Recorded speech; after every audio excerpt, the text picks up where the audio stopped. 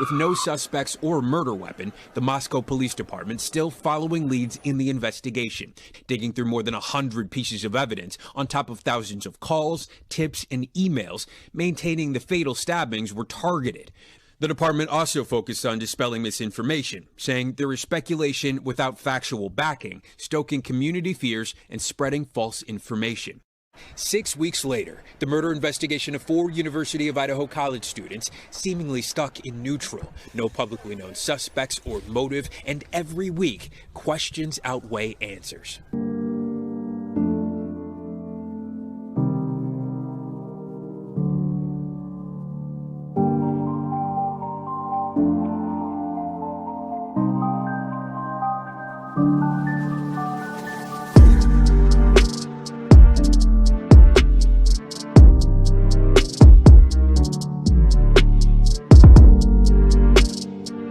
We're going to continue to work this case. We're going to continue to work it to the completion. We have a lot of resources that we're utilizing, but we still ask for your help. We ask for any tips that you might have, anything that you might be able to give us. Hi everybody, welcome to the channel. I'm Cheryl and this is True Crime and Other Stuff. Today I have news about the IDAHO4 killings. If you haven't been following this case, this is the case of the 4 Idaho students who were attacked and killed in their beds in Moscow, Idaho on November 13th, 2022. They were all Idaho University students.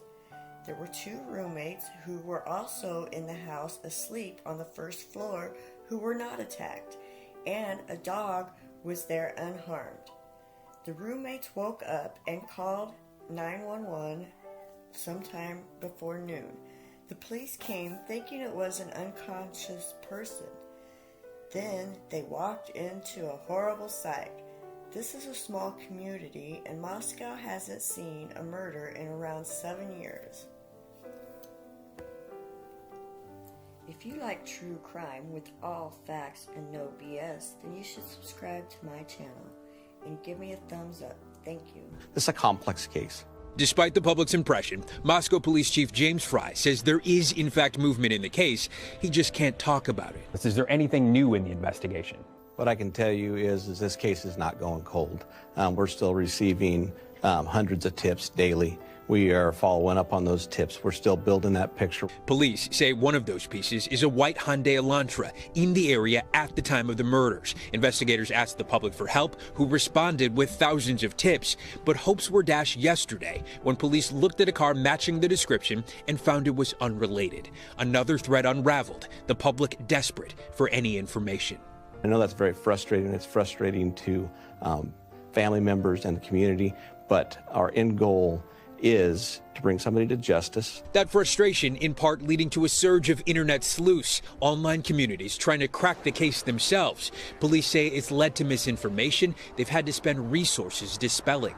How much does that interfere with your investigation? I think rumors always hurt us in an investigation, but it's our job to go back and utilize our resources and to continue to vet those. But 10,000 tips later, no arrest. Only hope from a community haunted by a killer still on the loose, and a pledge from their police chief. We are committed to this case. We are committed to solving this case. In a statement on social media, at this time in the investigation, detectives do not believe the female associate professor and chair of the history department at the University of Idaho suing a TikTok user for defamation is involved in the crime. The Moscow Police Department will not provide a statement about the ongoing civil process. Of course, this one continuing on as the history professor at the University of Idaho suing a cyber network for defamation after the would-be detective accused her of involvement in the campus slayings last month. The personality Ashley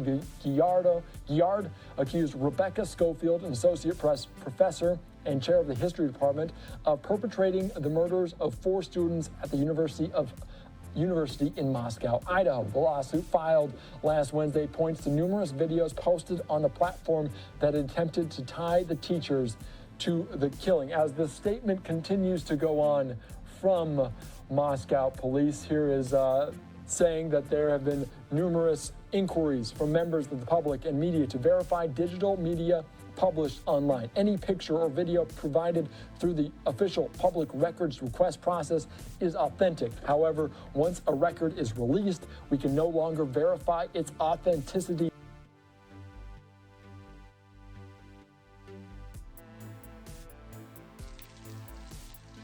Yeah, I was able to find this rideshare driver. He's one of only about 4 here in the Moscow area. So I was able to track down that phone number and give him a call personally, speak to him. I asked him point blank, hey, are you the guy who drove Kaylee and Maddie home that night? And to his credit, he was very transparent, very honest, very open, almost immediately with me.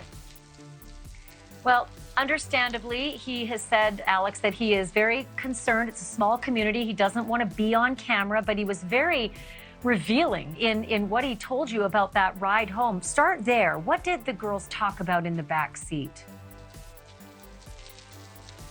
Well, he said that it was actually a rather innocent conversation from the beginning. You might remember that he picked up these 2 girls from that grub truck. It's the food truck that's located right in downtown Moscow.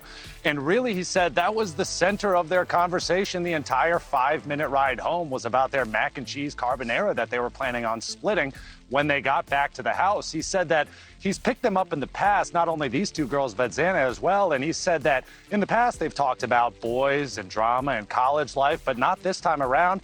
It was just a very normal, innocent conversation about their food and how they were going to share it when they got home. So that's also revealing that he knew them. He had had them in the car multiple times before. This is a small town, so if they've taken an Uber a couple of times, it would be likely that he'd be the driver. And he said, indeed, he knew them. He knew all 3 of them. Yeah, that's exactly right. He said that obviously as one of only about 4 rideshare drivers in this area, he picks up these girls a lot.